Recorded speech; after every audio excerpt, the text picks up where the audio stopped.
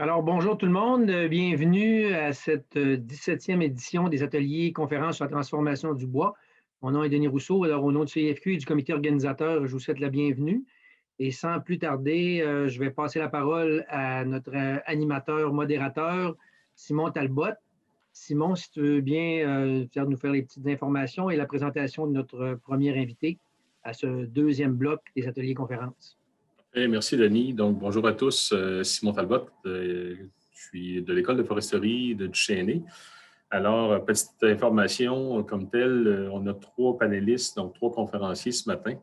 La durée de leur conférence est autour total de 30 minutes et donc 20 minutes de présentation, une dizaine de minutes pour les questions.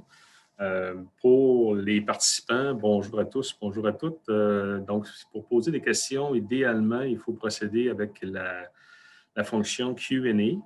Si vous voulez poser une question, donc question ou R ou encore, donc questions et réponses, au lieu d'utiliser le chat. Le chat, vous allez l'utiliser surtout pour communiquer entre participants ou encore pour soulever, s'adresser directement à un panéliste pour une situation particulière.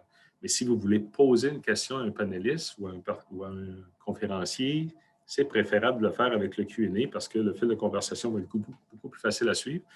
Et puis, voilà pour la question écrite. Question, si vous levez la main et vous voulez poser une question qui va être, donc évidemment, parlée, à ce moment-là, je vous demande de fermer votre cellulaire et vos téléphones au bureau parce que ça peut arriver que ça sonne durant le temps que vous allez poser votre question. Alors, sans plus tarder, je vais introduire notre premier panéliste. Donc, il s'agit de M. Louis J. Duhamel, qui est stratège d'affaires. Il vient en appui à la direction générale et au conseil d'administration d'organisation pour la mise en place de stratégies au sein de la société Deloitte. Expert de l'industrie manufacturière, passionné de l'économie du Québec, il dirige des recherches afin de publier des études pour la communauté des affaires québécoises. Alors, M. Duhamel va nous traiter ce matin pour la première conférence du point. Ils vont faire le point sur le Québec manufacturier, donc soit l'ère des transitions. Alors, M. Duhamel, bienvenue. Oui, merci. Bonjour, bonjour tout le monde. Alors, bienvenue à l'ère des transitions. Merci au Conseil des industries forestières du Québec pour l'invitation et vous tous d'être présents aujourd'hui. Il s'agit déjà de la 25e présentation de cette 6e édition du Point sur le Québec manufacturier. Et plus que jamais, on réalise que le secteur de la fabrication joue un rôle prépondérant dans l'économie du Québec, notamment en sortie de crise de COVID-19. Vous savez, le secteur manufacturier de la transformation est le premier contributeur au PIB du Québec, à près de 14 du PIB. Premier secteur au niveau des exportations. Vous savez que presque 50 du PIB du Québec provient des exportations, donc c'est très important pour la création de richesses et 70 des exportations viennent des produits manufacturés. L'innovation, tout le monde parle d'innovation, mais presque 1 $ sur 2 dépensé en innovation est dépensé dans le secteur manufacturier. Et finalement, l'apport du secteur manufacturier aux finances publiques est colossal et on va en avoir bien besoin avec les années qui sont devant nous, avec des déficits gouvernementaux qui sont très, très, très importants. Donc, j'aimerais aussi présenter et remercier nos commanditaires sans qui tout ça serait possible. Donc, Desjardins, qui est présent pour des manufacturiers dans toutes les régions du Québec. Le Fonds de solidarité FTQ, un des portefeuilles manufacturiers les plus importants dans l'économie du Québec. Nordastello, Société d'ingénierie québécoise, et l'incontournable Investissement Québec, incluant le CRIC, ainsi que Prompt, Crime Inno et d'autres. Alors, je les remercie d'avoir rendu cette présentation possible. Maintenant, on va passer quelques minutes à regarder les tendances post-COVID-19 dans le secteur de la fabrication. Je vais en rafale rapidement. Cette présentation, normalement, dure 45 minutes. Alors, aujourd'hui, on en a 20. Alors, c'est un exploit. Alors, la première, c'est l'avènement d'un nouveau monde géopolitique avec la montée de la Chine, notamment la Chine qu'on appelle la Chine 4.0, qui a investi massivement en technologie numérique, en automatisation avancée, et aussi son fameux projet Chine 2035, où la Chine crois, à ce moment-là, aura rattrapé le niveau de qualité d'économie sophistiquée comme celle du Québec et nous aura rattrapé au niveau de produits à forte intensité technologique, donc les produits à forte valeur ajoutée. Et donc, la Chine ne se contentera plus de remplir nos Walmart, ça c'est certain. La deuxième, c'est les chaînes d'approvisionnement écourtées pour gérer les risques associés aux ruptures de stock, tous les problèmes qu'on a connus avec une perturbation comme COVID-19, mais il pourrait y avoir d'autres, des suites à ça et d'autres genres de perturbations. L'équilibre achat local et accord de libre-échange, vous savez, on est chanceux, on fait partie de 3 grands accords de libre-échange qui sont les 3 plus grands marchés sur la planète. Alors, on est très avantagé au Canada. Et donc, il va falloir que les flux de commerce continuent d'être mutuellement avantageux avec nos partenaires. Donc, ça va quand même poser certaines limites à l'achat local, qu'on aime ou non. Les meilleures pratiques de communication interne et externe, c'est drôle, avec la pandémie, on a comme compris l'importance des communications internes avec nos employés, notamment avec tous les défis qu'on a eus de ressources humaines avec cette crise-là. Les défis avec nos fournisseurs, avec les communications avec les gouvernements, avec tout l'écosystème d'affaires du Québec, le réseau d'entraide, etc. Et je pense qu'on a donné un grand coup de barre sur les communications et ça va rester. L'automatisation avancée, la transformation numérique des entreprises, on a vécu un attentisme là-dessus pendant plusieurs années. Les entreprises ne bougeaient tout simplement pas. On avait une belle année 2019. On avait presque 1 milliard de nouveaux investissements privés reliés à la productivité du capital. Et c'était bien ainsi, mais COVID est venu casser le party, comme on dit. Et donc, c'est clair qu'il n'y a jamais eu de meilleur temps pour travailler sur sa productivité. Notamment, on a vu que le secteur numérique a sauvé, les technologies numériques ont sauvé le secteur des services pendant la pandémie. Reste que tous les secteurs doivent y prêter attention. Le secteur manufacturier est un des traînards, si je peux m'exprimer ainsi, par rapport à la transition numérique. Des mesures sanitaires permanentes, on y est déjà habitué. Je pense que le masque et toutes les mesures qu'on peut avoir en milieu manufacturier sont là pour rester jusqu'à temps qu'il y ait une vaccination massive. Les nouvelles pratiques RH de télétravail, notamment, on apprend à gérer par résultat et non pas gérer à la vue. On gérait beaucoup à la vue et maintenant, c'est profond le télétravail. Ça nous pousse à voir les choses autrement, être capable de garder un esprit de corps, de garder un engagement, des défis qui sont quand même assez importants. La science évolue à ce niveau-là aussi, les pratiques de ressources humaines. Reste que, avec la pénurie de main-d'œuvre qui est avec nous toujours, la marque employeur va être tributaire des entreprises qui vont offrir des possibilités de télétravail quand ça s'applique, bien sûr. Polarisation des dépenses aux 2 extrêmes. À la fois, il faut investir en technologie, donc il faut du CAPEX. Puis, nos coûts d'approvisionnement augmentent parce qu'on a favorisé l'achat local ou régional pour gérer le risque de rupture. Donc, des coûts additionnels associés à ça. Donc, à quelque part, il faut que ça se balance. Et à l'autre extrême, on voit que les dépenses dites discrétionnaires sont déjà regardées de très près, que ce soit des dépenses de voyage. On ne voyage pas beaucoup ces temps-ci, vous allez me dire, mais après, c'est sûr que ces dépenses-là, frais de représentation, etc., vont être regardées de très près. Il va falloir balancer le budget, comme on dit. Et les entreprises vont avoir une posture préventive face aux risques. Donc, il y a tout cet aspect de préparation, donc de gestion serrée des liquidités, de plan de contingence, d'avoir une bonne gestion de risque. Donc, ces nouvelles pratiques-là vont être là pour rester dans les entreprises parce qu'on ne sait pas quand une autre perturbation comme celle-ci pourrait nous arriver. Un État plus interventionniste, il va falloir s'y habituer aussi. Je pense que les gouvernements ont pris goût à l'importance qu'ils ont eue au cours des 8-9 derniers mois. Et les gouvernements, donc, vont demeurer des acteurs incontournables et vont jouer un rôle critique dans la sortie de crise.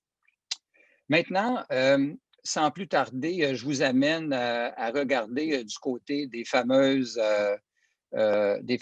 transitions en question. Alors, j'y vais en rafale. La transition autarcique, c'est une de celles qui me préoccupe le plus. Les 6 premières sont des transitions qui devraient nous empêcher de dormir la nuit. Alors, on parle d'un repli sur soi généralisé. On n'est pas les seuls à avoir pensé à l'achat local.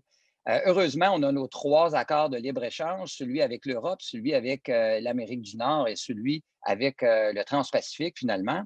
Et donc, nos gouvernements vont devoir être très vigilants pour faire respecter nos accords de libre-échange.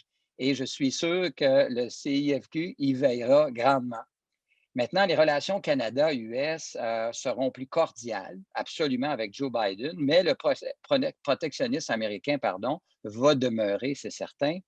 Et aussi, on pourrait se retrouver dans les tirs croisés de la guerre économique que se livrent la Chine et les États-Unis. Il y a eu une trêve, là, il y a eu une entente qui a été faite avant l'élection américaine, mais attendons-nous à ce que les hostilités recommencent. Et il ne faudrait pas que le Canada, le Québec, on soit pris entre les deux. Donc, qu'est-ce qu'il faut faire maintenant? Il faut certainement réussir un défi dont on parle depuis 30 ans au Québec. On n'a pas beaucoup avancé sur la diversification des exportations. On s'est beaucoup conforté avec notre voisin américain. Il faut aussi rechercher un statut local dans certains pays où on a beaucoup d'activités de façon à être considéré joueur local et aussi, bien sûr, mettre des pressions sur nos gouvernements pour s'assurer qu'on garde de bonnes relations. Souvent, d'autres enjeux sont là et qui sont de nature des fois un peu frivole et finalement qui payent, ce sont les entreprises après avec des sanctions économiques ou autres. La deuxième, c'est la transition générationnelle. C'est une œuvre inachevée qui, on croit, est nuisible à une reprise vigoureuse des investissements privés. Quand il te reste 3 ans devant toi, peut-être 5 ans, c'est sûr que ce n'est pas là qu'on vide la caisse pour investir dans l'entreprise.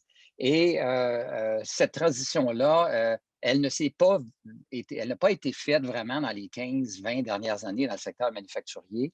Et on a le secteur avec l'âge moyen le plus élevé dans l'économie et on a un contingent de 55 ans et plus très important. Et on a des propriétaires, oui, dans la soixantaine, dans la soixante-dizaine, dans la quatre-vingtaine et même, j'ai quelques exemples, dans la quatre-vingt-dizaine.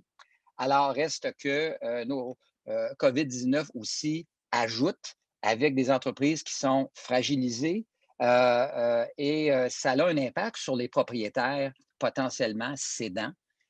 Et qui soit vont vouloir rester pour revaloriser l'entreprise qui a été fragilisée ou la vendre à perte quand on n'a pas d'autre choix ou être la proie d'un investisseur étranger. M. Trudeau a déjà paru le coup en déploiement des nouveaux règlements qui empêchent des entreprises étrangères de faire mal à notre économie dans ce sens-là. Donc, est-ce qu'on va avoir un marché de repreneurs? On peut rêver. Est-ce qu'on va avoir un boom entrepreneurial manufacturier au Québec? Je le souhaite. Reste qu'il y a de l'aide. Ce n'est pas de la science nucléaire, une transition. L'argent est au rendez-vous. Les mécanismes financiers, on a des chaires universitaires. On a tout ce qu'il faut. L'inclusive, maintenant, C-19 n'a pas arrêté le vieillissement de la population. Donc, la pénurie de main-d'œuvre est encore avec nous et pour longtemps. Donc, c'est un enjeu critique. Et par rapport aux travailleurs issus de l'immigration, on a fait de grandes avancées pour l'acquisition de travailleurs. Les entreprises sont rendues assez bonnes. Il y a des organismes d'appui qui vous aident pour faire ça. Mais le problème, quand tu es en région, c'est est-ce que le milieu de vie est propice pour garder nos travailleurs issus de l'immigration? Le danger, c'est qu'ils aillent retrouver leur communauté à Montréal ou ailleurs et qu'ils ne restent pas en région. Et ça, c'est un enjeu majeur. Donc, il faut s'impliquer comme entreprise dans l'intégration des travailleurs issus de l'immigration et s'assurer avec les partenaires du milieu d'avoir la grande table qui va gérer finalement donner l'assurance qu'on va avoir un milieu de vie intéressant pour ces personnes-là. La transition technologique, encore une fois, avant 2019, on était dans un attentisme complet au Québec. Ça n'a pas bougé pendant 4-5 ans avant ça. Donc, maintenant, les entreprises vont être vraiment obligées d'investir en productivité pour compenser pour des coûts additionnels, comme je disais, au niveau, par exemple, des approvisionnements, coût de garder plus d'inventaire et aussi pour pallier à la pénurie de main-d'œuvre. Quand on ne trouve personne, ben, il va falloir aller vers l'automatisation. Donc, l'appui gouvernemental, les gouvernements le disent et le redisent, puis je le teste à chaque fois.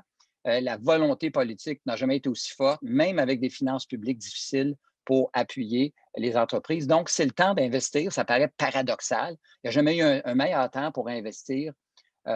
Certains disent que le numérique, c'est un acte de foi, peut-être, mais il faut aller de l'avant puisque le risque, c'est que votre entreprise ne sera plus là dans 5 ans.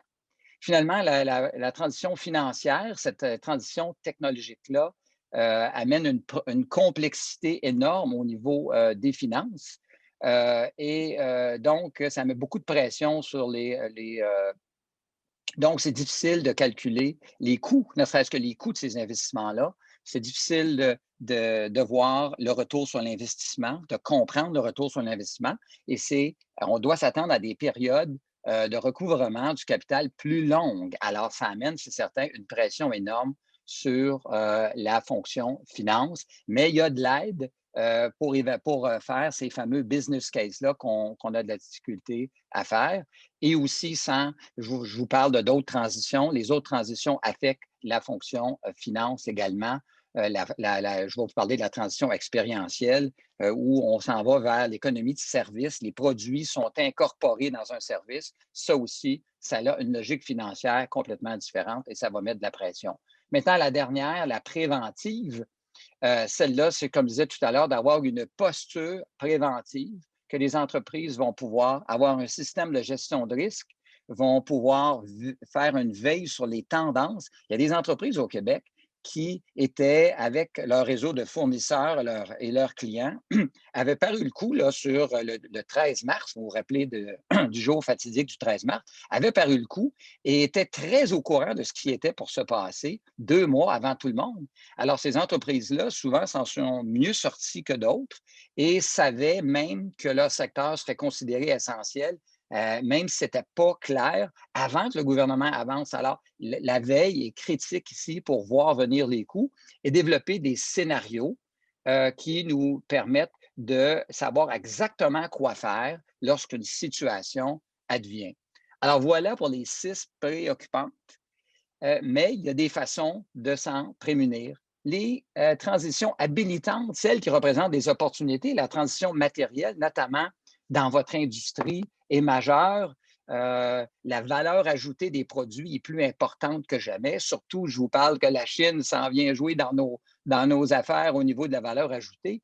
Bien, d'avoir des matériaux durables, des matériaux qui ont des propriétés nouvelles, recherchées. Je parle, par exemple, de l'allègement des matériaux pour l'industrie des transports, par exemple, et avoir des matériaux de construction intelligents aussi. Donc, on voit qu'il y a beaucoup, beaucoup d'avancées qu'on a fait, notamment au Québec, dans la transition matérielle. Et avec ça, on peut avoir des meilleures marges, on peut être dans vraiment des produits premium et on peut se positionner favorablement dans le marché. La régionale, maintenant, on dit qu'une majorité de fleurons de demain proviendront des régions du Québec. On y croit beaucoup parce que les gouvernements de proximité ont vraiment agi beaucoup et ont la cote. Je parle des MRC, je parle des villes, par exemple. Avec leurs organismes de développement économique, ont réussi à créer un tissu local, comme on dit, tissé serré. Et donc, avec une entraide, avec des mesures, réussi, ma foi, à créer des fleurons dans toutes les régions du Québec. Et c'en est très, très, très bien ainsi. Et donc, il faut apprendre à utiliser très bien ces écosystèmes d'aide-là. La transition circulaire, c'est pour nous une réponse économique au changement climatique. Parce que souvent, quand on parle trop d'environnement, ça ne parle pas toujours aux entreprises. On a de la misère à mettre une grippe là-dessus, comme on dit. Le circulaire, il y a des très beaux exemples au Québec qui sont magnifiques. Et cette tendance-là est assez forte actuellement. Donc, les gouvernements aussi doivent aider en ouvrant les marchés publics aux entreprises qui ont des nouveaux modèles innovants comme les modèles circulaires, par exemple. Et donc, les gouvernements ont un rôle important si on veut que ça lève, comme on dit, et que ça devienne important dans l'économie, le modèle circulaire. La transition expérientielle, elle est plus émergente, celle-là, mais c'est très important parce que euh, le produit était vu comme la finalité. Hein? Maintenant, le produit est challengé par l'ère de l'expérience client. Souvent, on appelle ça la servicification aussi, comme quoi le produit est incorporé dans un service, souvent avec une application numérique pour y avoir accès. Et on crée beaucoup de valeur avec un système comme celui-là. Aussi, on s'adapte au niveau générationnel, aux générations Y, qui ont déjà 40 ans, les plus vieux, Z qui arrivent dans l'économie, qui les plus vieux ont 25 ans. Et on n'y échappera pas, l'expérientiel est devenu importante et vous devez évaluer dans vos planifications stratégiques le potentiel d'utiliser la servicification pour mieux réussir dans vos marchés. L'écosystémique, maintenant, on a fait une étude là-dessus il y a 2 ans et on était même nous-mêmes abasourdis du contingent d'équipementiers, d'entreprises de software, d'hardware, les intégrateurs, etc., au Québec, qui, vu qu'il n'y avait pas beaucoup de demandes, ont travaillé énormément aux États-Unis, donc qui ont exporté leurs services et qui ont très, très bien réussi. Et donc, cet écosystème-là est à la portée, est à portée de main. On regarde des grands investissements qui ont été faits, même par des multinationales au Québec, comme firme pharmaceutique GSK à Montréal, fait par le plus grand équipementier au Québec, qui est Promietech, dans le bas du fleuve. Et les gens pensent à Promietech, souvent, ils pensent que c'est de la tourbe, mais c'est beaucoup plus que de la tourbe. Alors, c'est un équipementier absolument colossal. Et un de mes clients, usine au Colorado, dans les produits de consommation, encore une fois, l'usine équipée de A à Z 4.0 par des fournisseurs québécois. Alors souvent, on ne voit pas ça comme ça, que c'est proche de nous. Et c'est très important de le voir comme ça. Maintenant, la dernière, la communicationnelle, je disais tout à l'heure, beaucoup trop d'entreprises sont totalement inconnues à l'extérieur de leur cercle immédiat de clients, par exemple. Donc, on reste à l'écart des médias sociaux aussi trop pour mousser son image de marque, mais surtout sa marque employeur pour attirer des employés. Et il faut sortir du placard les manufacturiers par rapport aux communications externes et faire valoir nos bons coups et communiquer intensément avec nos employés. C'est très, très important de le faire. Maintenant, en conclusion, je vous dirais que plus que jamais, le secteur manufacturier est très important. Vous voyez, COVID-19, on n'a pas eu souvent ces conditions-là. Souvent, on est très négatif par rapport à COVID-19, mais c'est une des premières fois où le focus global de toute la planète et du Québec, sûrement, est sur la même chose, une chose unique, c'est de trouver une solution à cette crise-là de COVID-19, notamment un vaccin, mais beaucoup d'autres choses aussi. Alors, comment on pourrait capitaliser là-dessus? Quelles institutions, entreprises, nouvelles tendances, nouvelles pratiques seront là pour rester et à ce moment charnière de l'histoire. Donc, les changements évoqués, on l'espère, seront durables. Ce n'est pas nécessairement évident. Parfois, le naturel revient au galop, mais sûrement qu'une bonne partie de ces nouvelles pratiques-là, j'ai évoqué tout à l'heure, vont rester avec nous. Et une chose est sûre, le secteur manufacturier est une carte maîtresse de la reprise de l'économie du Québec. Je pense que les gouvernements l'ont compris, les précédents et celui qui est là actuellement. Donc, seul un secteur manufacturier fort et résilient va permettre d'atteindre une certaine souveraineté manufacturière, notamment dans les secteurs névralgiques qui permettent de maintenir des emplois de qualité, bien rémunérés, de créer de la richesse avec nos exportations, de miser sur l'innovation, des procédés, des produits et des modèles d'affaires et d'apporter une contribution significative aux finances publiques du Québec qui en auront bien besoin. Merci beaucoup de votre écoute.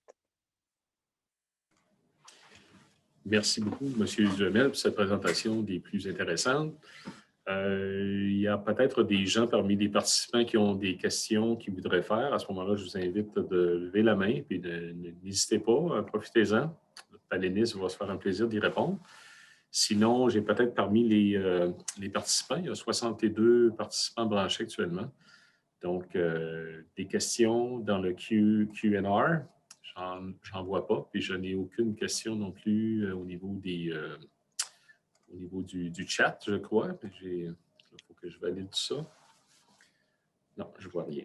Donc, parmi nos conférenciers ou nos autres panélistes, ou encore Denis, Sven, Gustafsson, est-ce que vous avez des questions? Oui, Monsieur Duhamel, peut-être, avez-vous un exemple on parlait de transition puis de circulaire, là, un exemple peut-être au niveau justement d'économie circulaire? Oui, en fait, sûrement, j'en donne une assez notoire, une entreprise qui fait de plus en plus parler d'elle parce que c'est très bon pour la marque, c'est très bon pour faire parler de soi. Une firme de montérégienne de Saint-Jean fabrique des tuyaux pour la captation des eaux pluviales. Donc, ils sont dans les projets d'infrastructure, entre autres. Là, ils sont dans différents marchés, mais sûrement dans celui-là.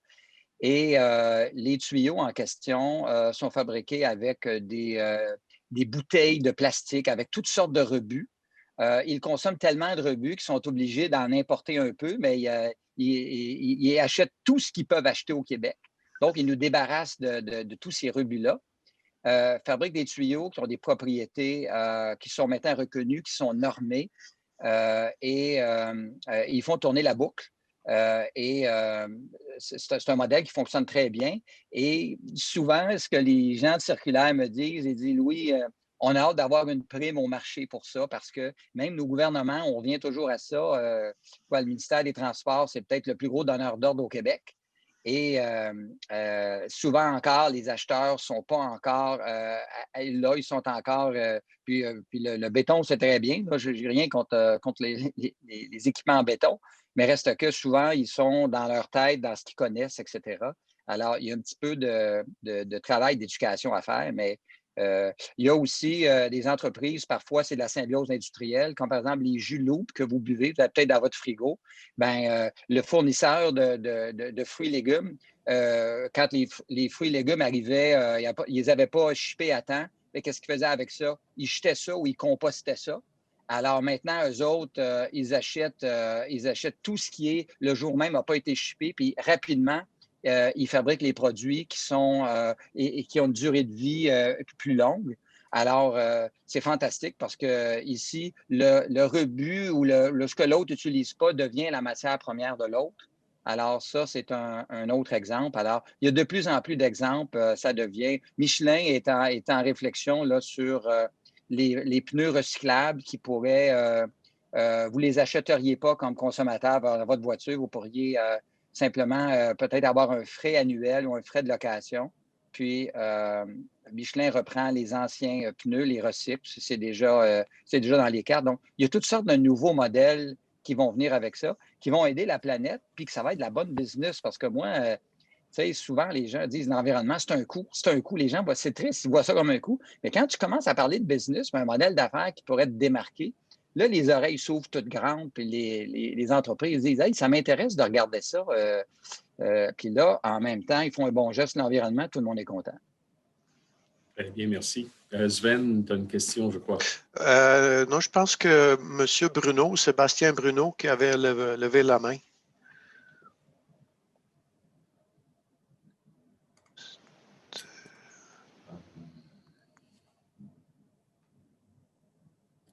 Non. Est-ce que, M. Bruno, vous avez votre question? Je ne sais pas si on a ouvert son micro ou pas. Moi, je ne le voyais pas, en tout cas. Ah, OK. Donc, M. Bruno, avez-vous votre question? Sinon... Est-ce que mon micro est ouvert? Ou... Oh, M. Bruno. Excusez-moi, j'étais en train de taper. Je pensais que c'était pas ouvert. Donc, en fait, c'était la même question que M. Rousseau. Donc, ça a été répondu. Très bien. Merci. Alors, M. Duhamel, je ne crois pas qu'on a d'autres questions. Merci beaucoup pour votre conférence des plus intéressantes. Et puis, sans plus tarder, ben, on a une petite pause de 5 minutes là, avant de reprendre. Donc, on va reprendre, disons, 5 minutes, on va dire 3 minutes, 11h05. On pourrait reprendre à 11h05 si ça vous convient. Simon, Merci à Merci. tous. Denis? Question pour le prix oui, de la question. présence. Question pour le prix de présence à répondre dans le chat. Là, je demanderais de nommer une des transitions préoccupantes. Là. Monsieur Hamel en a nommé 6. Hamel en a nommé 6. Fait une des transitions préoccupantes, la première bonne réponse se méritera un petit prix de présence. Alors, il y avait 6 transitions préoccupantes. Votre réponse dans le chat, s'il vous plaît. Vous avez donné une bonne idée pour une autre fois, là. Très bonne idée.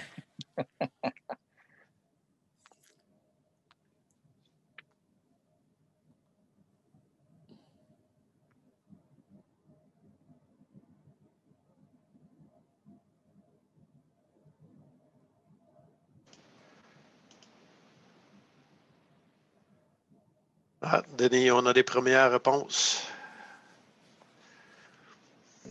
OK, alors je ne les vois pas, mais je vous donne le choix qu'on avait.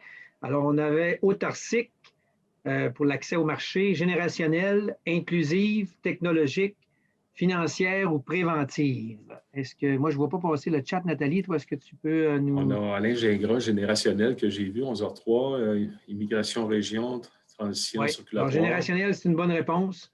Si c'est Alain, si c'est la première bonne réponse, ce serait Alain Gingras à ce moment-là qui se mériterait le prix de présence. C'est exactement la première réponse qu'on a. Bon, c'est super ça, merci. Alors, Simon, on va être prêt à recommencer dans une minute. Dans une minute, c'est ça. Donc, M. Duhamel, vous allez recevoir votre prix de participation, pour votre présentation, votre petit présent de la part du CFQ qui va vous être envoyé là, dans les prochains jours. Merci.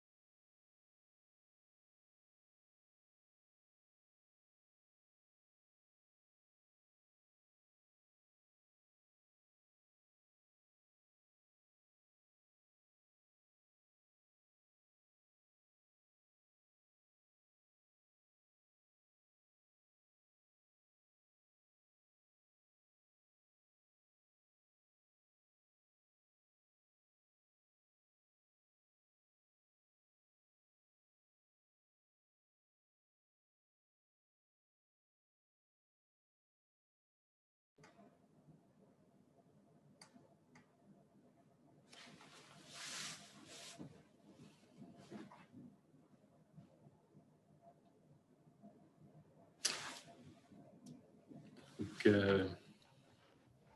bon retour à tous. Bonjour, François. Oh, bonjour.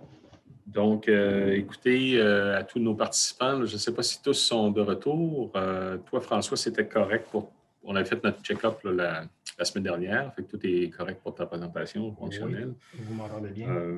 Donc, je vais procéder à ta présentation, François, puis à celle de Jerry. Jerry, yeah. Donc, François Giguère est le spécialiste en transformation et procédés dans l'équipe d'optimisation chez Prologic Plus. Il soutient également les ventes au pays et à l'international en apportant ses connaissances techniques au niveau de l'optimisation et des scanners pour les représentants des différents manufacturiers d'équipements. Cette présentation-là va être conjointe avec Jerry Heikkinen. Excusez pour mon finlandais. Donc, il est cofondateur et PDG de Finos, une entreprise technologique de renom dans l'industrie des scieries qui combine des technologies innovantes telles que l'intelligence artificielle et les rayons X. Donc, il détient une maîtrise en mathématiques appliquées et il finalise actuellement sa thèse de doctorat sur la tomographie à rayons X à l'Université des technologies de Lappeenranta. Donc, bienvenue à vous deux. Cette présentation-là va traiter de la lecture des billes pour optimisation, mesurage et classification par CT scan X-ray. Alors, cette présentation-là, pour nos participants, je tiens à vous aviser qu'elle sera bilingue, donc une partie en anglais et une partie en français. Donc, pour vos questions, n'hésitez pas à les faire soit en anglais, soit en français, et à lever la main. Donc, bienvenue, messieurs. À vous la parole. Alors, bonjour tout le monde. Je vais tenter que tout bien que mal d'aider pas à la traduction. En fait, je sais qu'il y a plusieurs d'entre vous qui allaient comprendre la présentation, mais on va faire ça conjoint comme ça. Si vous avez des questions et tout, n'hésitez pas. Là, je vais être là pour faire le lien avec vous autres et Jerry Heikkinen, qui est mon collègue de travail et mon ami. Donc, je vais laisser la parole à Jerry. Puis, on se reparle un peu plus tard. It's all yours, Jerry.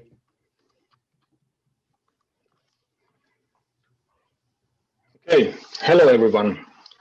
I will have this presentation in English because my French is a little bit rusty, so try to bear with me.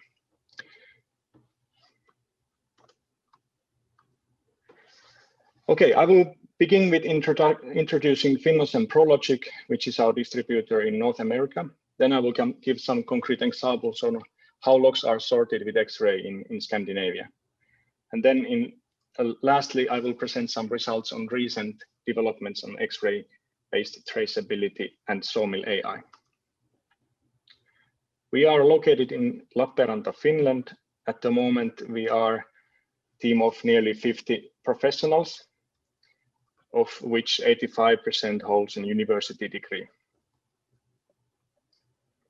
These are our references. We acquired the business from Bintec company in 2016. Bintec was a pioneer in sawmill X-ray technology since 1988. And the references in the first column are inherited from the Bintec company.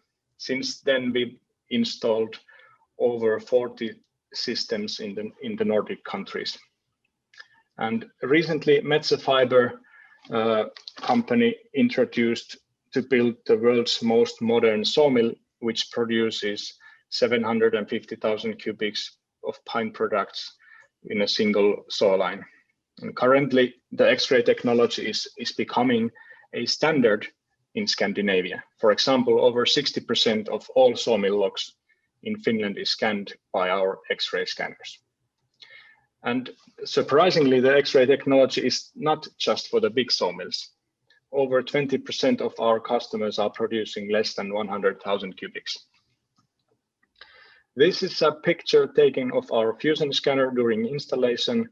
Key features for log sorting are true shape 3D scanning, 2-axis X-ray, sorting by underbark diameter, and sorting by the internal quality. This is the latest optimizer installation in front of the Husaw SL250 saw line. The scanner hardware is same as in the Fusion, 3D scanning, 2-axis X-ray scanning, and it includes the fingerprint technology, of which I will talk about a bit later. It incorporates a development with Prologic. Quebec-based Prologic is our distributor in North America. Our collaboration extends to joint development. The systems delivered to the North American market contains Finos hardware and X-ray software. The sawing optimization is performed by the ProLogic Plus optimization software. And the communication between the systems is seamless. They are practically the same system. So don't hesitate to contact ProLogic.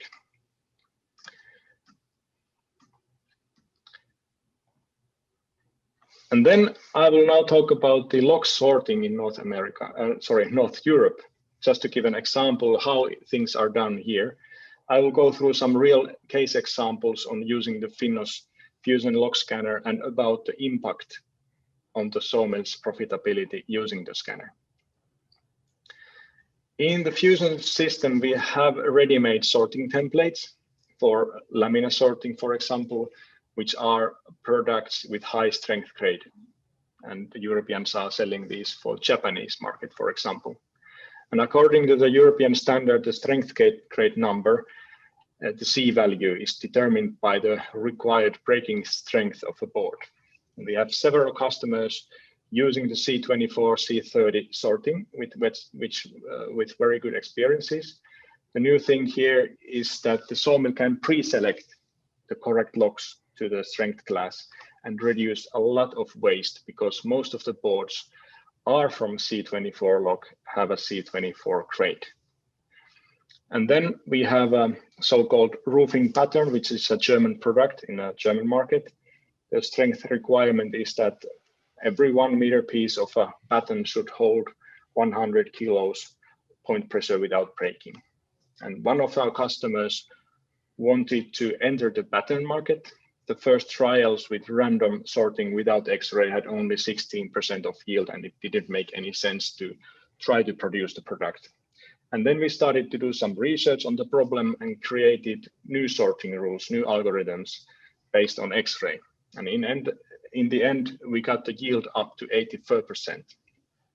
And then it really did make sense to enter the market, and now they are producing lots of batten products. So X-ray will open new doors as well. Then a little bit about the visual sorting product called Fresknot. On the left, there are boards with fresh knots, and on the right, there are boards with dead knots, as you can see from the pictures. This is from the early days when we started to learn with the customers, and one customer was producing fresh knot products, but the yield was really low, like 12 to 30% only. And they had quite a lot of headache for trying to find a customer for the remaining boards in that dimension. So we started to work on the X-ray sorting rules for those features to increase the numbers. And we found out that there are a lot of features in the X-ray pictures that correlate with the knot quality. This is a fresh knot log, and this is a dead knot log. There are also some single defects in the fresh knot class that can be found and rejected from the logs. Often these are spike knots, encased knots, which have bark on them, and really big knots or broken tops that visually look bad. And in X-ray world, these defects look like this. So you can find human eye is really good on pinpointing, so you already probably found these. As a result of starting to use the X-ray for fresh knot sorting, the yield ramped up until 95%. And I remember when we were in the meeting going through the results, the excited customer manager said that this is good enough. We don't need a board sorting anymore. Now they can saw the logs not suitable for fresh knot products for something else with a different sawing pattern. Then there's an example about yield. This is more for the sawmills that are sorting the logs with bark on. I know that not many sawmills do this in North America, but we've seen interest towards it. So I have a question for you in the audience to think about during my talk. And why is it cheaper to sort with bark on and debark in the saw line? I'm told that it's the case in North America. Okay, think about that. When the sawmill sorts the logs with bark on, they face other challenges. The basic problem here is that if the bark is on the log when it's being scanned with 3D scanner, you need to guess what is the diameter on the bark. The thickness of the bark follows some statistics, and therefore it makes sense to use a statistical value for the bark for each top and diameter over bark, and then deduct this value from the 3D data. On average, you are quite right, but the deviation is also big. This leads to a safe marching problem, as you can see from the picture. In order to avoid too small logs, the sawmill has to sort the logs a little bit too big. But then as an outcome, the sawmill is producing more chips than necessary. And then some examples about this. There's a spruce sawmill intaking 150,000 cubics of logs with bark. And before X-ray, the normal log distribution for 15 millimeter class looks like something like this. So there's a high deviation because of the bark. The logs are distributed on a really large area around the class, and the logs needs to be quite big for the class in order to avoid small logs. Yield in this case was 2.28, which means 43.9%. And it means basically that the side products are the main product of the sawmill, because if you count the bark in, it will be less than a half of boards. So after the X-ray installation, the numbers changed. Now, instead of using a statistical value for the bark and deducting it from the top end diameter, all the logs get the correct underbark diameter using X-ray. As an outcome, the error deviation is more than halved. Practically, it means that now you can start to sort the logs to the class as a lot smaller. You decrease the safe margin and decrease the amount of chips, which means you get more boards, more value. And same in numbers, log classes were decreased by 4.8%, which means that the sawmill could produce the same amount of boards using 4.8% smaller logs. The yield increased to 45.7, which means almost 3,000 cubics more boards and 33,000 euros per month and almost 400,000 euros per year. Then again, something visual, we call US grading for the pine sorting. According to the Nordic sorting standard, there is this called US grade. The best grades from 1 to 4 have only small knots. The 5th grade, which have bigger knots, but still the size is limited. The 6th grade has big knots already, and the rest are called 7th grade. And they are basically rejects with wane, for example. And from the X-ray pictures, you can see that when the quality decreases, the knot sizes also increase. And the sorting quality, the quality sorting was done manually before the X-ray by a human operator. And the improvements using X-ray sorting are such that 15% more of the qualities 2 to 4 and 30% more of the best grade. And you need to take it out of something, so it's coming from the 6th grade. Basically, it's halved. So the quality classes are more clean, basically. In this sawmill, the intake over bark was 400,000 cubics, and initially 20% of the log classes were US classes. And as a result, using our fusion system, the US portion inside the US class were increased by 20%, and the amount of 6th grade was halved. The profit per lumber cubic was almost 7 euros per cubic, and then because the yield in this class was 50, the profit is half of that. So in total, almost 270,000 euros per year. And then there is something we call cherry picking. When the human operator is sorting the US logs, they are trying to find the bottom logs, basically. because they have small knots. But there are actually quite a lot of middle locks that have similar characteristics than a bottom lock with desired quality. The number varies in Finland region by region, but one can expect 10% of the middle locks to satisfy the US criteria. And these we called cherries.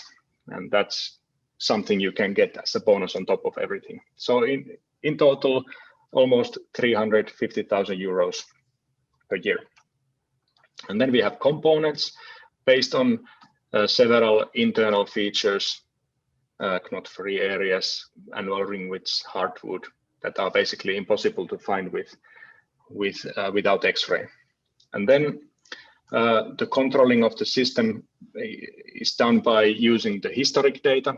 So you can always simulate what is the effect of using the system. If you need to have more components, you can decrease the quality a bit to increase the number.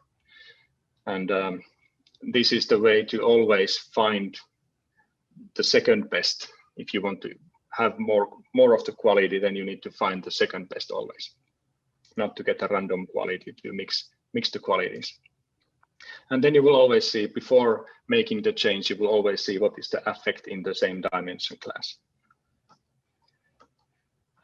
Example of the component intake, 300,000, 30% of the potential, 18% is chosen. And then there's added value of 10 euros per cubic, total 26,000, almost 300,000 euros. So if we sum up these and scale to 100,000 cubics, the total amount just for these three features is almost 400,000 euros per year per 100,000 cubics. Then I will tell you about the recent developments on X-ray and AI reinforced sawmill. And here is a visualization of an average Nordic sawmill. There's a log sorting with 40 to 60 bins. Logs are sorted by length, diameter, and quality classes. And then they are sawn class by class with a fixed cutting pattern and maybe with some sideboard optimization. And the orange boxes represent the log scanners, both in log sorting and in sawline. And the blue box there is a lumber grading scanner. And the playground is fruitful for artificial intelligence-based systems if you can find multiple data sources, target variables, possibility to create feedback loops. There are many but simple actions to be taken. All of these, especially the middle one, happens in this case. And if we now look at the Nordic sawmill again, the first feedback loop is formed between these two log scanners, sorting and sawline. And the loop is closed by a fingerprint. And it's created by several features extracted from each log. Basically, it starts to look like a barcode, and it's really fast to generate. Well, I would say fast enough. It's almost real time. Then the question is how fast it is to find the log from the database. Well, that too is extremely fast, almost real time. Computation and search time is less than 100 milliseconds, so less than a blink of an eye. Fast enough. These are just some examples of finding the similar ones. This one is not even close to the left-hand side. This is the second best, third best, and this is the correct log. Human eye is really good in this task, but terribly slow if you have a large data set to find. The question about sensitivity, we've tested with different types of wood, different species, conditions, and all of them produce, even the production tests show 99.9% accuracy for finding the correct log. So I would say that is enough for the base of the AI. Then we can start to ask these questions. Was the total sorting accuracy correct? How to improve in future? How much there's more yield available? And so forth. And then we can start to look at the debarker, how well it's working, do we need to adjust, and so forth. And then the working transforms from operating to managing. You get alarms, you can behave accordingly, you can change, fine-tune, in a semi-automatic fashion. And then we go back to the Nordic average sawmill. There is still one loop that we can close in addition to the to the first one. So we can, in the end, bring the end quality to the log sorting. And that task is something we are working with now to combine board scanners with the log scanner to match the boards to the log. Same way, fingerprint structure, and we do virtual sawing and compare to the real board pictures, and it's quite accurate, from 85 to 99% at the moment in the production tests. So we are able to close the loop using tomography, AI, and traceability. And this is just an example of what we can achieve with sparse data using these 2-axis X-ray systems in both log sorting and SOLAR. And then we can start to ask questions: was the sorting quality correct? How to improve in future, and how much there's improvement potential left? And now we have basically closed the whole loop. Continuous background simulation. Simulations are based on optimized parameters provided for dimension and quality sorting. And we can optimize the overall value of the production. Log stock is transparent, log by log. All-wheel truck driver mistakes are revealed. Prepare for surprise. Might be even 2 to 3% human-based errors. And finally, there is the rotation optimization by notch if the shape allows. That's something we are working with at the moment to provide CT type optimization with this type of low-cost X-ray. And then if we add the benefits on top of the log sorting X-ray with fingerprint and AI control, we can basically double the numbers. And these are based on the production results and simulations. And this is the team that we have used to achieve these results. Thank you. If you have any questions, feel free to ask. Thank you, Jari. Merci beaucoup pour cette présentation, très intéressante. Donc, thanks a lot for your presentation. We've got a question from André Gilbert. Est-ce que François, tu y réponds en français? Oui, je peux faire ça. En fait, c'est que, étant donné que c'est très difficile d'exporter du bois de l'autre côté parce que présentement, il n'y a pas de scanner Finos qui a été installé en Amérique du Nord, on prévoit le faire très bientôt. Oui. On va juste préciser la question. La question était, est-ce qu'il y a des recherches ou des études effectuées sur nos essences du Québec, donc pour les autres participants? Non? Pardon, oui. Donc, oui, c'est ça. En fait, c'est que non, pour l'instant, il n'y a pas rien qui a été fait avec les essences du Québec, mais on s'en va vers là, étant donné qu'on ne peut pas vraiment envoyer d'échantillons de billes avec son lot d'inconvénients à l'autre côté, dans l'Atlantique, en Europe. Ben, ce qu'il faut faire, c'est qu'il faut installer notre premier scanner Finos ici, puis de faire l'échantillonnage ici. On prévoit avoir notre premier scanner là, dans les prochains 2 ans. On devrait avoir un scanner d'installé et fonctionnel on va avoir une entente probablement avec le premier client pour passer des échantillons d'essence ici au Québec. Ça va, très bien, merci. Autre question là, que je ne vois peut-être pas dans le chat ou... Oui, Simon, moi j'aurais une question for Jerry and François, of course. I can easily see this have the value of this kind of system for white pine, for instance, or even for hardwood.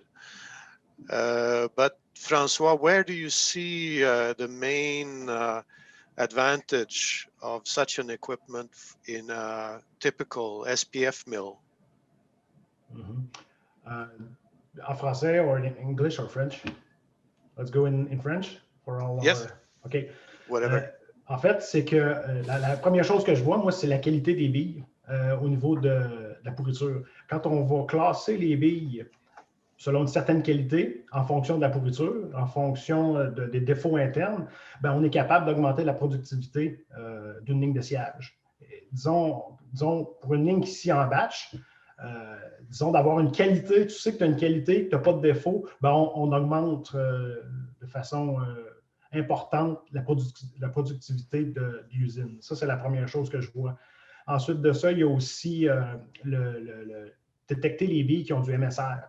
qui peuvent avoir un fort potentiel de MSR. On est capable aussi d'aller classer, toujours classer, je parle du classement, d'aller classer des billes qui sont de qualité MSR pour justement faire un autre type de produit quand on va l'apporter dans la ligne de sciage. Ça, c'est l'autre chose que je vois qui peut être fait aussi. Puis là, je ne parle pas de l'optimisation en fonction des défauts internes. Je parle juste de la qualité des billes. Fait que déjà là, juste au niveau des qualités de billes au classement, on va gagner en productivité puis en qualité de produit. C'est les avantages que je vois sans parler de l'optimisation en orientant et en faisant des produits en fonction de la qualité interne. Ça, j'en parle pas, mais c'est quelque chose qui va venir aussi. Donc, bien, merci beaucoup. Tu verrais l'équipement plus dans le moulin que dans la cour de billes, à billes. Non. En fait, je vois l'équipement, le Finos Fusion, ça va vraiment dans un classeur de billes optimisé qui va permettre, pas optimisé ou pas optimisé, on est là pour, le scanner Fusion est là pour donner une qualité aux billes, pour classer des billes selon des qualités pour le MSR, des qualités pour, disons, pour, il n'y a pas de pourriture et tout ça, pour après ça, prendre ces billes-là qui ont été classées avec un scanner Fusion et les apporter dans l'usine pour alimenter l'usine avec une qualité qu'on connaît. Okay, surtout merci. Pour éliminer les défauts de billes dans les billes, pour ne pas les amener à l'usine. Merci. J'aurais une question aussi, peut-être. Est-ce que ça nécessite une séparation d'essence avant le scannage des billes ou est-ce que... Très bon point, Denis. C'est l'autre avantage que je n'ai pas mentionné, c'est la séparation des essences automatiques. Ça, c'est une chose qui est garantie par Finos. C'est quelque chose qu'ils font déjà. Donc, mais pas le problème, mais ce qu'il faut faire, c'est de passer beaucoup de bois de notre côté, disons, de sapin et d'épinettes séparément pour que Finos soit capable de faire des statistiques puis de dire, regarde, ça, là, ça, c'est une épinette, ça, c'est du sapin. Puis, une fois que ça, c'est fait, il y a la possibilité aussi de séparer les essences au classement des billes. Fait que tu n'as pas besoin de sécher d'épinettes avec du sapin si tout va s'être fait avant, à l'entrée de l'usine. En fait, au classement des billes. C'est un très bon point, ça aussi. Ça, c'est un autre avantage du scanner Finos au classement de billes. OK, merci. Eh bien, j'ai une question de Xavier Desgagnés. Il demande si vous avez, évidemment, vous avez parlé beaucoup de détection des nœuds. Est-ce que vous pouvez nous parler de l'efficacité de la détection de la pourriture dans le bois franc, par exemple? Dans le bois franc, c'est un défi. Je ne vous mentirai pas. Là où c'est facile de le faire, facile entre guillemets, c'est toujours un peu plus complexe, c'est dans le bois franc parce que la densité est très importante de la matière. Donc, les rayons X ont plus de difficulté à transpercer la matière. Donc, à ce niveau-là, Finos et Prologic n'ont pas fait de scanner au niveau du bois franc. Ça se fait, mais l'équipement en ce moment n'est pas configuré en fait pour faire du bois franc, malheureusement. Très bien, merci. Je ne vois pas d'autres questions. Évidemment, il y a Denis qui va lancer la question pour le sondage pour le prix de participation. J'imagine. Oui. Sinon, entre-temps, cette fois-là, je ne l'ai pas oublié. Non, il n'y a pas de problème. Alors, ma question, c'était, on passe de 12 à 30 d'identification des fresh notes. Jusqu'à quel pourcentage la technologie X-Ray nous amène-t-elle à la reconnaissance des nœuds avec le fresh note? On passe de 12 à 30 à jusqu'à combien de pourcents? C'est ça la question. Jusqu'à quel pourcentage la technologie fresh note permet d'identifier les nœuds?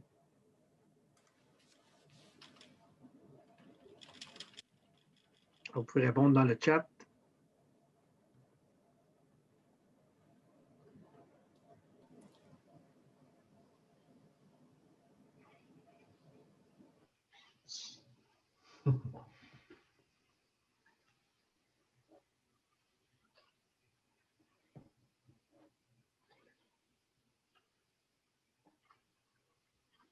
Je ne vois pas les réponses.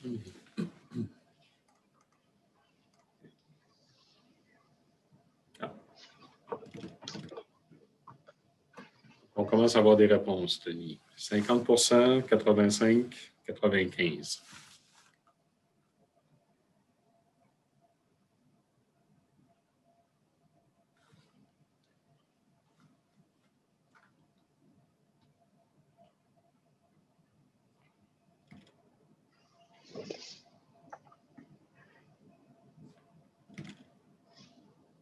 sais pas si on peut remettre la slide de la réponse. Okay, hold on. I'm just gonna.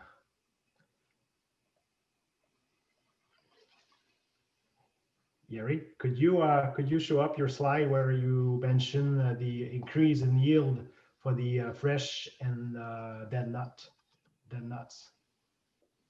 Yes. That's going to be the answer of the question, of their question. Okay. I think it was at the beginning. At the beginning.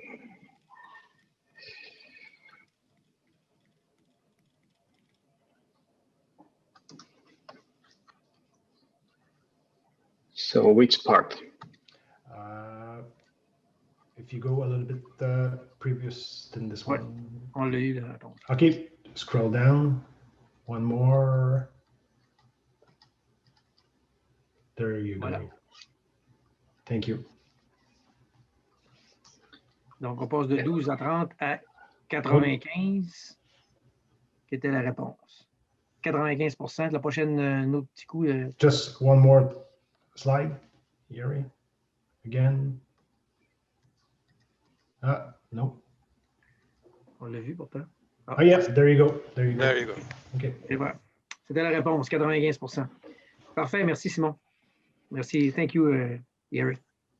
Et donc, merci à vous tous. Thank you for your presentation. Merci à François and thank you to Jerry. Excusez pour mon accent et ainsi de suite. Là, on prend, mettons, 1 minute ou 2 avant d'aller à l'autre présentation. Mais c'est qui le gagnant, Simon? Oh, ça fait que le nom du gagnant, 95, j'ai...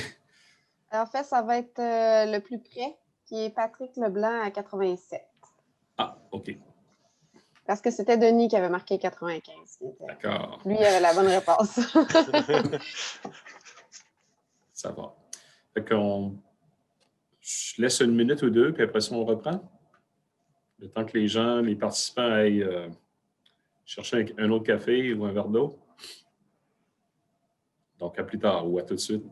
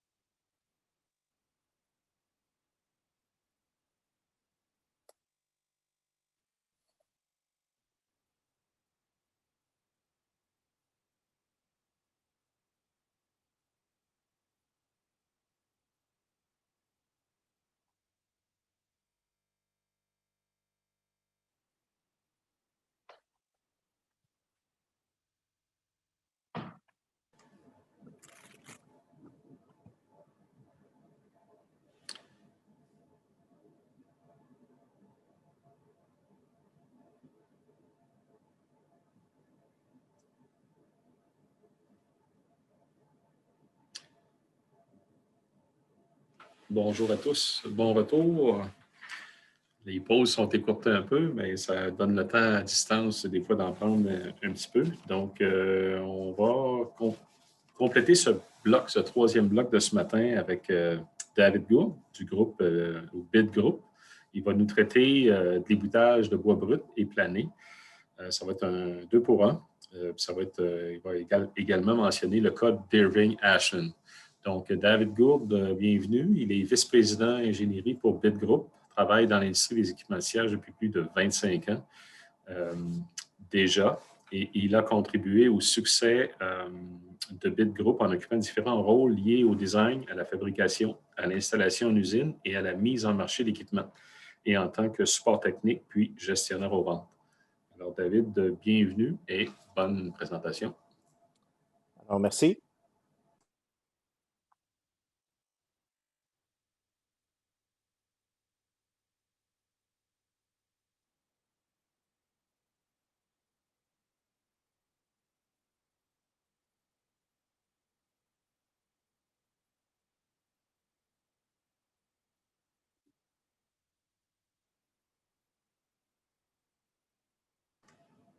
C'est bon.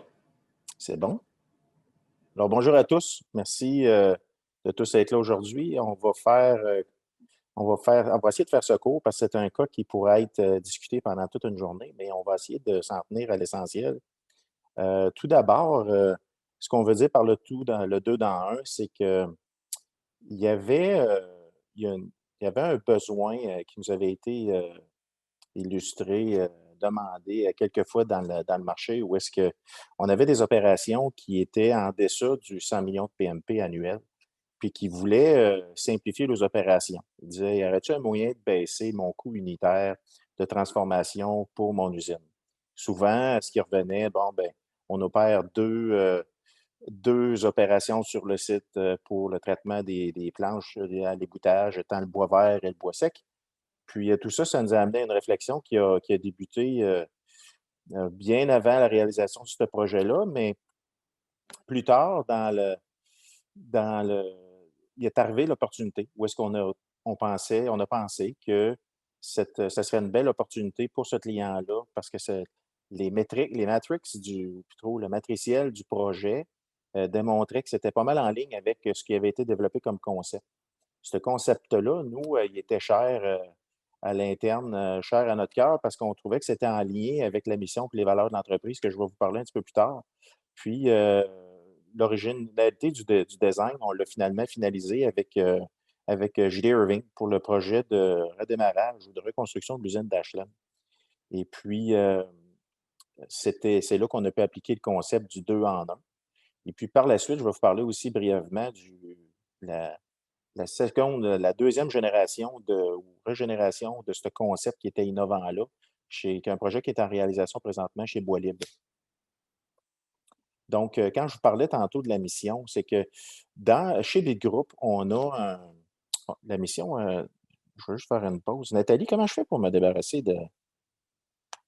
Ah, bon, j'avais la liste des panélistes sur mon écran. Parfait. Bon, je reprends. Donc, ce que je disais, c'est que la mission de l'entreprise était et pour nous autres, chez BID Group, c'est les solutions de pointe en offrant une gamme complète d'équipements innovateurs, technologies numériques, installation clé en main. Donc, le tout, la valeur que l'entreprise amène dans le domaine de la transformation, non seulement nous sommes équipementiers de nos jours, mais la solution complète au niveau de certains vont associer ça tout à l'heure, M. Duhamel en a parlé, dans la digitalisation, les 4.0. La valeur ajoutée n'est pas seulement au niveau de l'équipement. Aujourd'hui, on pense que nous, la solution qu'on amène, qui est le clé en main, c'est-à-dire qu'on s'occupe non seulement du layout de l'usine, et la réalisation de la conception, de la fabrication des équipements, mais aussi en étant intégré verticalement au niveau de l'optimisation ou de l'automatisation qu'on peut fournir dans le projet. On peut aussi s'occuper de la construction du projet qui, pour nous, permet d'avoir le premier jour de production sur une cédule beaucoup plus courte que ce qui est connu historiquement ou culturellement dans le marché. Et puis, d'avoir tout faire ça à moindre coût. Donc, les valeurs de l'entreprise, encore une fois, qui sont en ligne avec ce projet-là, de façon que des équipements de classe mondiale basés sur le respect de l'honnêteté, les respects du budget, c'est un projet qui est innovant dans son concept de layout.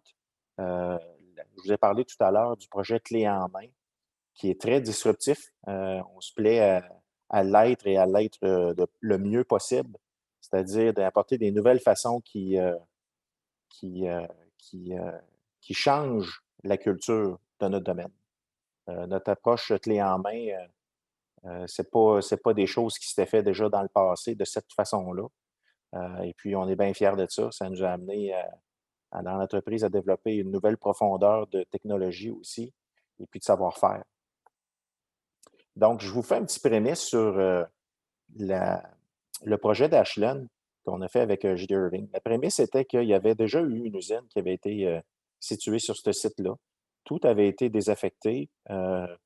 Par contre, les bâtiments étaient de qualité et puis étaient en bon état. Donc, il y avait certainement une valeur à pouvoir réutiliser ces installations-là qui, comme on le sait, là, dans nos projets de CAPEX, là, les NVA, nos non-valeurs ajoutées, les bâtiments font toujours la cote dans ça. Donc, de pouvoir utiliser ces bâtiments de qualité-là, c'est définitivement, ça faisait partie du projet. C'était important de pouvoir en réutiliser le plus possible. Il y a aussi, comme je vous ai parlé tout à l'heure, il y a eu une forte décroissance démographique dans cette région-là. Ils ont été affectés par des grandes fermetures d'usines, le monde industriel qui avait chuté dans les années 70, 80, 90. Puis, ce qui fait que non seulement ils ont un problème de main-d'œuvre, mais aussi la qualification des moyennes des gens de façon régionale était. Les hauts métiers de technologie n'étaient pas seulement au rendez-vous. Donc, d'avoir le moins possible de gens et de pas. La clé ici, je vais le répéter quelques fois dans cette présentation-là, c'est que le système devait être le plus possible autonome. Donc, la technologie doit être dans les équipements et non pas nécessairement se fier sur les gens qui opèrent les équipements sur les passerelles. Donc, ça amène à un niveau, une nouvelle façon de penser. Et puis, les investissements, évidemment, le coût unitaire, c'est le nerf de la guerre de nos jours. Le coût de transformation du 1000 pieds de bois, donc de l'avoir au plus bas possible, c'est certainement le nerf principal du système nerveux du développement de ce concept-là. Donc, au niveau des spécifications de l'usine pour l'usine de Ashland, on parle ici d'une ligne d'ébouttage qui a une capacité de 100 millions de PMP par année. Donc, on parle environ un petit peu plus que la moitié qui vient transformation du bois vert. Et puis, évidemment, l'autre moitié, ou un petit peu moins, qui vient aussi du procédé de transformation au niveau du bois sec pour le rabotage. C'est basé sur 2 chiffres annuels qui sont 4000 heures année pour les 2 chiffres, 2000 heures chaque. Les dimensions de produits, on parle ici de produits de 1 par 3 jusqu'à 2 par 6, 6 à 12 pieds. Et puis de produits SPF, c'est du sapin et de l'épinette. On a passé une slide. Donc, le merge, ou plutôt la fusion de ces 2 lignes-là, si on regarde les entrées d'usine, au bois vert et au bois sec, c'est assez traditionnel. Au bois vert, on a évidemment les bassins de trempage, on a une ligne de sciage. Et puis là, ce qu'on voit là, sur le fond de l'image à droite, c'est un peu où est-ce qu'on voit la sortie de la ligne de sciage, pas très clairement, mais c'est là que ça se passe. Et puis, on a aussi là, le deck qui est illustré là, ça se trouve le transfert de réception de la raboteuse. Donc, c'est là on va littéralement mélanger les essences de bois et les 2 procédés ensemble, c'est-à-dire bois vert et bois sec, dans la même ligne. Donc, ça contient, évidemment, là, il y avait des challenges dans ce projet-là. Pour être capable de réaliser ça, évidemment, ça prend un système d'équipement qui est très versatile. Donc, la flexibilité au niveau de s'adapter des différentes dimensions de bois et puis aussi au niveau des vitesses qui étaient requises pour ce projet-là. Donc, on s'entend que si normalement, une usine comme celle-là, culturellement parlant, on aurait parlé de 2 bâtiments différents, distincts. On aurait parlé de 2 lignes qui auraient fonctionné dans les 110, 120 pièces par minute et puis qui auraient fonctionné possiblement là, avec un 70-75% d'efficacité sur le uptime, parlant d'efficacité et de uptime combiné. Donc, les prémices de ce projet-là étaient beaucoup plus élevées que ça parce qu'on voulait fusionner les 2. Donc, ça nous amenait à une ligne qui était capable non seulement de posséder les 2 ensemble pour arriver à un équivalent de 240 pièces par minute, mais aussi on devait être capable de classer sur la même ligne des bois verts et des bois secs avec évidemment des règles de grade qui varient. Hein? Donc, ce qu'on voit ici, c'est la machine, c'est le grade expert, c'est un système de vision avec qui a été updaté d'ailleurs depuis le temps, parce qu'on parle d'un projet qui date de 2013, avec la technologie de reconnaissance d'intelligence artificielle. Ça nous permet de faire non seulement une reconnaissance, une classification au niveau des différentes essences, étant sapin et épinette, et de sous-essences dans le cas de Irving, mais aussi, il faut comprendre que quand on parle d'une usine de classification comme ça, puis qu'on ne veut pas, certainement pas se ramasser avec des bois verts dans nos paquets de bois finis. Donc, il y a différentes façons de faire ça. On le fait en se basant sur, évidemment, les dimensions de la pièce.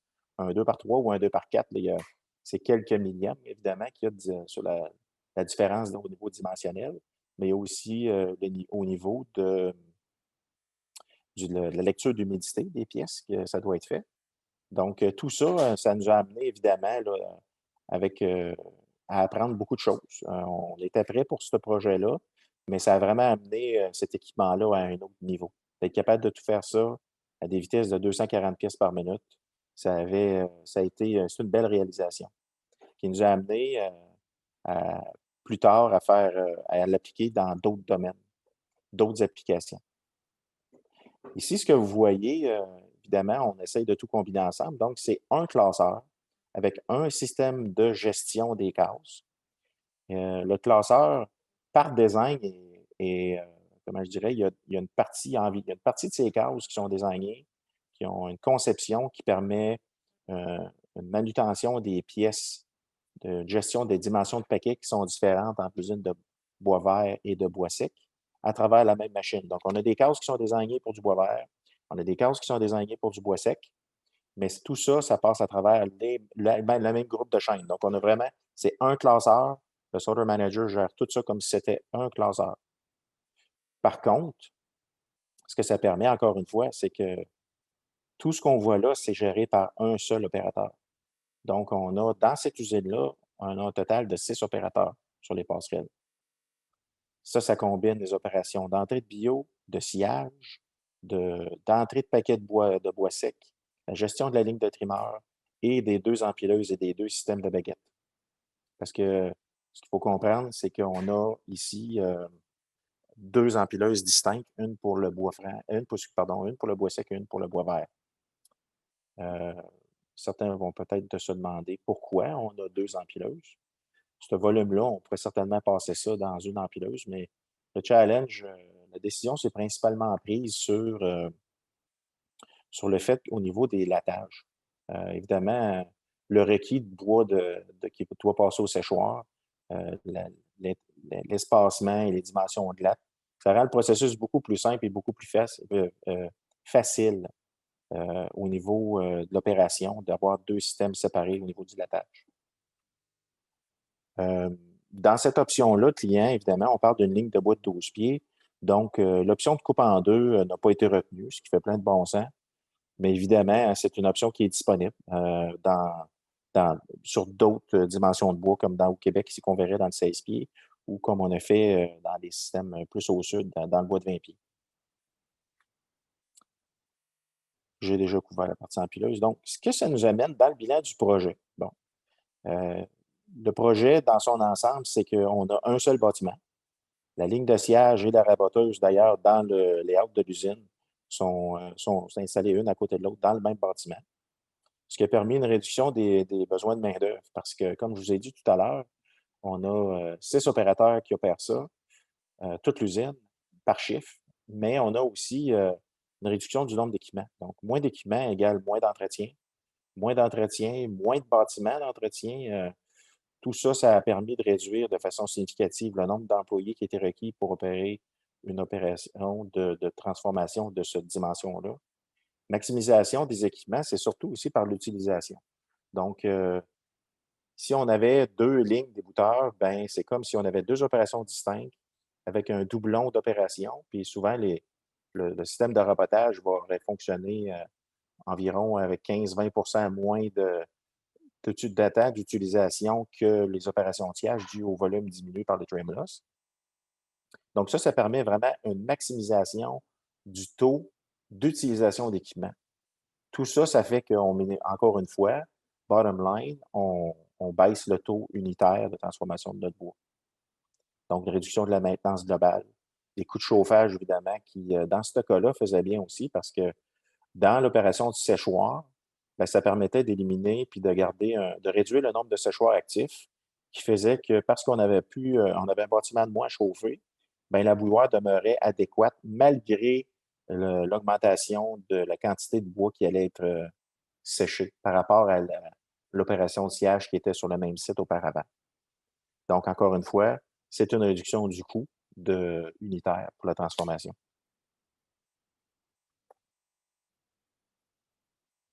Les avantages de ce projet-là, après coup, ce qui avait été estimé au début versus ce qui a été réalisé à la fin, ça a dépassé ce qui avait été estimé.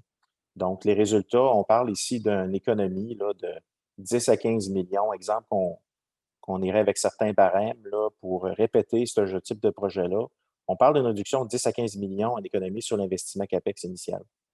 Évidemment, de ça découle des économies d'échelle au niveau de l'opération à long terme, évidemment. Ça fait moins de bâtiments, moins de CAPEX pour l'immobilisation de bâtiments, puis moins d'opérateurs. Donc, quand les challenges, on le connaît, on a parlé tout à l'heure des challenges de recrutement, d'avoir les gens.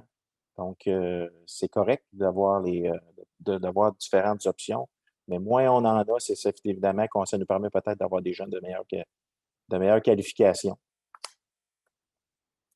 Donc, la limitation de ce concept-là, évidemment, il y en a. Dans ce cas-là, on parle de 240 pièces par minute. C'est possible en grande partie parce on parle ici de longueur stud, 12 pieds. On peut considérer ça comme du stud.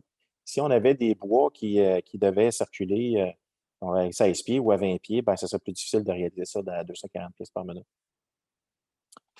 Ici, on parle d'exemple, on pense que ce concept-là pourrait fonctionner jusqu'à des opérations de 120 millions de PMP dans le stud. Évidemment, si un client disait je voudrais répéter ça, j'ai une usine de 16 pieds, puis ben, le concept de volume, évidemment, PMP planche va augmenter par pièce. Donc, on se rend bien compte que 55 millions de PMP dans le stud, ça fait quand même beaucoup de morceaux par chiffre. Donc, si on scale ce projet-là, excusez l'anglicisme, si on replanifie la matricielle de ce projet-là basé sur une opération de 16 pieds, donc ça donnerait une possibilité. Il y a encore de la place pour une opération à plus grand volume. Ce qui m'amène au projet qu'on est en train de réaliser présentement, c'est un projet qui est en cours d'installation dans la région des Bois-Francs, qui est Bois Libre. Bois Libre, de façon globale, c'est encore une fois, il y a une partie innovation, une grande innovation qui est dans ce projet-là par rapport avec des options qui sont ajoutées supplémentaires par rapport au projet d'Ashland. Le projet d'Ashland était basé spécifiquement sur la transformation d'SPF dans le stud. Bois Libre a une approche différente qui est la plus grande flexibilité possible. Donc, si on ne veut pas compétitionner avec tout le monde sur les marchés de grand volume, dans le marché de commodité, il y a d'autres façons, et puis c'est l'approche de Bois Libre où est-ce qu'il voulait avoir la plus grande flexibilité possible. Dans ça, ce qu'on a fait, dans le fond, c'est qu'on a des technologies maintenant de sciage qui nous permettent de transformer les bois résineux de différentes façons et d'être beaucoup plus flexibles sur la quantité de dimensions cibles qui sont actives dans le système en même temps. Donc, de ne pas seulement se limiter aux commodités les plus dominantes, étant le 2x4 et le 2x6. Ce client-là transforme des bois résineux d'essence multiples. Donc, le panier de produits est très diversifié. Et puis, tout ça basé sur un petit volume de transformation, mais qui leur permet de faire leur valeur, ils vont la chercher sur les différentes opérations qu'ils font à l'interne. Donc, on a un siège qui est extrêmement flexible. Il n'y a pas de déligneuse dans l'usine. Ça, c'est le projet non déligneuse. Là, je fais une parenthèse. Parmi tout, vous avez tous entendu parler de nos réalisations de projets clés en main, principalement dans le sud des États-Unis. Mais c'est rendu une chose commune maintenant de ne pas avoir de déligneuse, qui est permis par l'ajout de profileurs dans notre débitage primaire et secondaire. Donc, encore une fois, ça diminue le nombre d'opérations et d'opérateurs qui sont nécessaires dans l'usine, ce qui, encore une fois, nous ramène à un raffermissement, à une diminution du coût de transformation unitaire. Tout ça, c'est rendu possible parce qu'il y a l'avenue de l'intelligence artificielle. Vous avez tous entendu parler de nos systèmes Grade Expert qui font la classification automatique des planches. Aujourd'hui, on a plus d'une vingtaine de systèmes en fonction qui utilisent l'intelligence artificielle. Nos avancées dans ce domaine-là sont significatives. Ça ramène les barèmes et les standards de performance à complètement un autre niveau. Donc, aujourd'hui, on parle même dans l'essence de gestion du bois franc. On a des systèmes d'autogradeurs aujourd'hui qui fonctionnent de façon autonome dans la classification de bois franc. Ça, c'est du jamais vu en Amérique du Nord. Et puis, avec l'habilité avec laquelle le système a, ça permet de faire une gestion de différentes essences à travers la même ligne et puis d'arriver à des résultats supérieurs à ce qui était possible dans le passé. Évidemment, on a parlé tout à l'heure de l'avenue des grandes technologies dans nos domaines et puis du challenge des ressources. Les ressources étant les ressources humaines, les formations qui sont requises pour tous ces gens-là. Donc, on a développé un niveau de service qui est assez novateur dans une façon où est-ce que maintenant, non seulement on va permettre à nos gens d'avoir accès à ces technologies-là, mais aussi on a créé le BID University, une université à l'interne où est-ce on a des salles de classe avec des équipements pleine grandeur qui sont installés dans nos usines, qui permet à nos clients de venir faire des formations sur ces équipements-là avant même que ce soit un nouveau client de nous qui réalise un nouveau projet d'usine ou qui veut former son nouveau personnel ou qui veut former son gens, les garder sur le niveau requis. On a développé cette solution-là, ce qui ferme la boucle avec tout le service après-vente, les pièces et puis la gestion des projets étant clé en main. On pense que ça va être des requis. C'est très apprécié d'ailleurs de notre clientèle.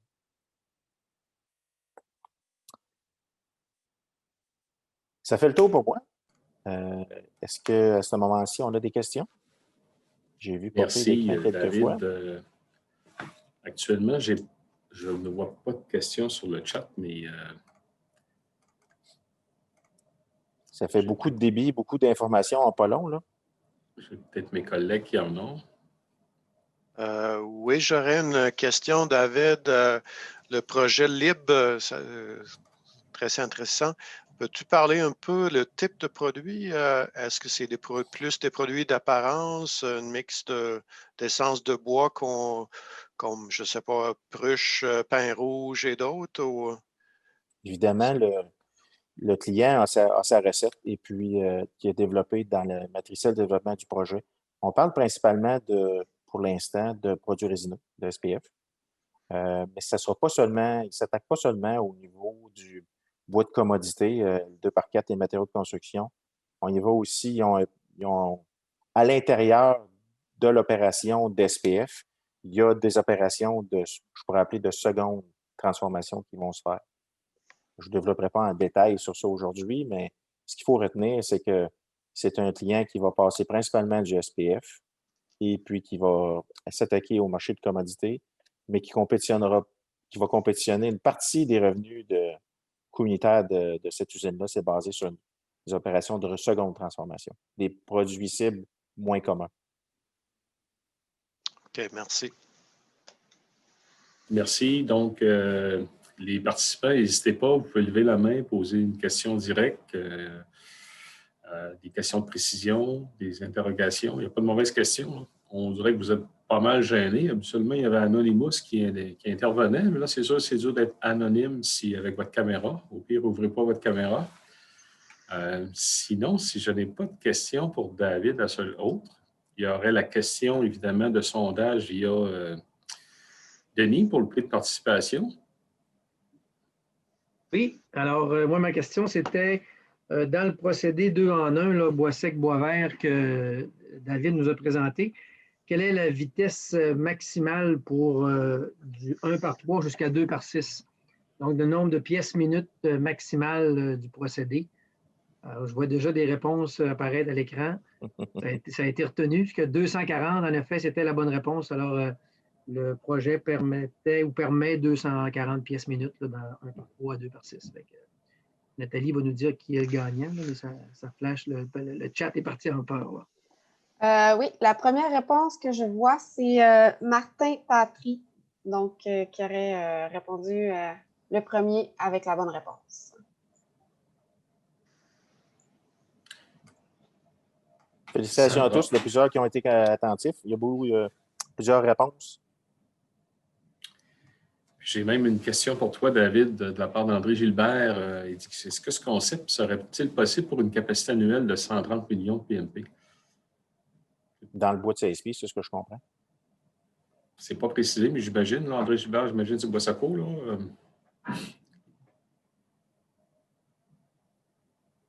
André, au pire, tu peux intervenir si tu veux prendre ton micro.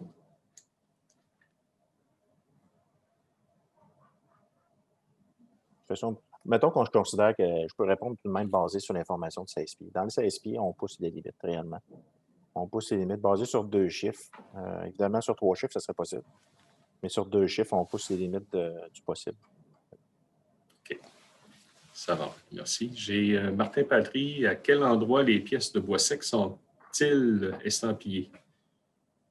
Bonne question. Il y a plusieurs systèmes d'identification des pièces d'estampillage qui se font sur la ligne. Typiquement, on a un système qui est installé du côté de l'opération principale de la ligne, où est-ce qu'il y a des imprimantes qui sont installées là, juste avant le classeur, entre le procédé d'autogradage des pièces et puis le classeur à bois. Il y a aussi une autre opération qui se fait à l'empileuse dans le cas d'Ashland, où est-ce que c'est une décision du client d'estampiller certains des produits à l'empileuse de bois vert. Parce qu'il y a des pièces qui sont estampillées pour une utilisation à l'interne. Puis il y a une espèce de codage qui se fait là. Mais je dirais que de façon générale, là, pour une application dans le marché des gens qui travaillent avec le CIFQ, principalement que ce serait tout installé avant le classeur à bois. Très bien. Merci. Alors, je ne crois pas qu'on a de questions autres spécifiques, mais on passe à la période. Oups, j'ai Martin qui demande si ce serait possible d'installer une machine MSR. Ah oui, absolument. J'ai pas assez vite, là, mais toutes les options connues peuvent être intégrées sur ce système-là. Que ce soit détecteur d'humidité, imprimante, les MSR, évidemment. Les MSR, ça peut être installé. Plusieurs de nos lignes de nos jours intègrent le système MSR de façon complètement intégrée au grade expert. C'est-à-dire, le gradage des pièces va se faire parce que on le fait avec un système à marteau. Et puis, on fait ça avant le gradeur de pièces. Puis, dans l'émission, dans l'analyse de la solution, le gradeur tient compte de la réponse qu'on a reçue du système acoustique. Ça va. Très bien. Parfait. Martin, te remercie. Je crois que c'est correct pour ça. André, 9 pieds à 16 pieds. Oui, c'est ça. André, c'est ça. C'était une question de précision d'André Gilbert tantôt. Je pense que c'était pour du 9 pieds à 16 pieds, mais c'est correct. Donc, si je comprends bien, on passe à la période de questions qui est ouverte à tous nos 3 panélistes de ce matin. Donc, j'inviterai les autres panélistes à se brancher pour que le public puisse poser quelques questions ou encore si vous, entre vous, vous aviez des interrogations, des questions ou entre panélistes, c'est la même chose. Vous pouvez en profiter pour faire bénéficier les participants de vos questionnements ou questions de précision liées aux autres présentations. Donc, est-ce que François Giguère, Louis Duhamel peuvent se brancher, ainsi que, j'ai de la misère à prononcer le nom, mais Jerry. Je pense que Jerry, il est couché maintenant. Il est couché, hein?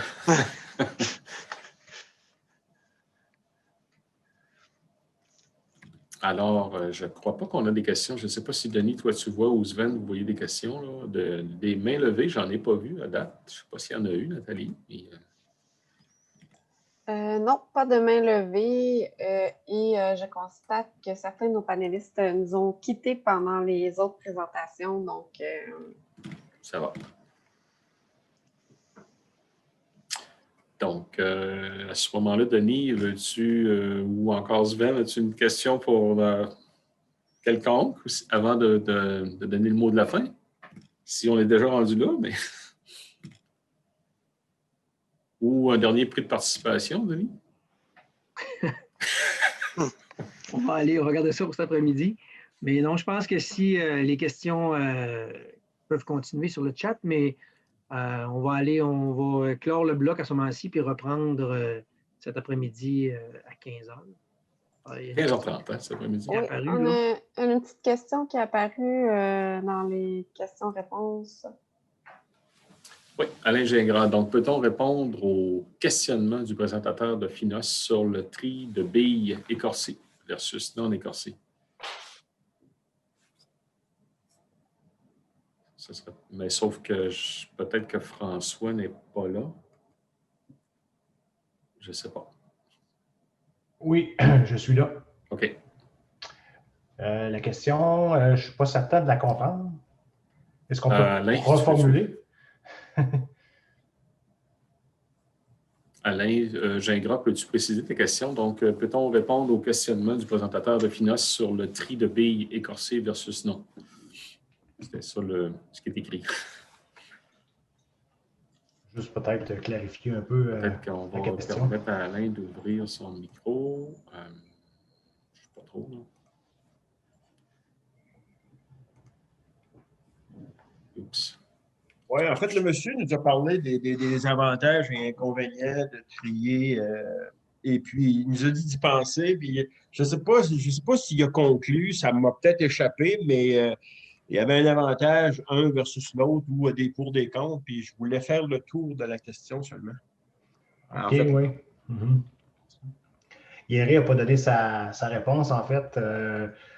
Je peux lui demander sa réponse. Je ne l'ai pas pour vous, malheureusement. L'avantage que je peux donner, c'est qu'il y a beaucoup moins la fibre se fait moins briser, puis c'est moins dur pour les outils de coupe quand les billes sont écorcées. Quand les billes ne sont pas écorcées, plutôt. Mais sinon, je n'ai pas la réponse à Yeri, malheureusement. Là. Mais je peux lui poser puis envoyer la réponse, là, sans problème. Là. Bien. Bien, on pourra suivre la réponse avec sur le site du CFQ ou quelque chose comme ça, ou divers participants. J'ai peut-être une autre question. Donc, merci. C'est juste un commentaire. Donc, bien, merci à tous. Et puis, on reprend à 15h30 cet après-midi pour tous. On va demander évidemment aux panélistes de se brancher à 15h, mais les participants à compter de 15h30, on va starter le tout. Donc, merci, bon appétit à tous, et puis on se revoit cet après-midi. Merci. Merci Simon. Merci tout le monde.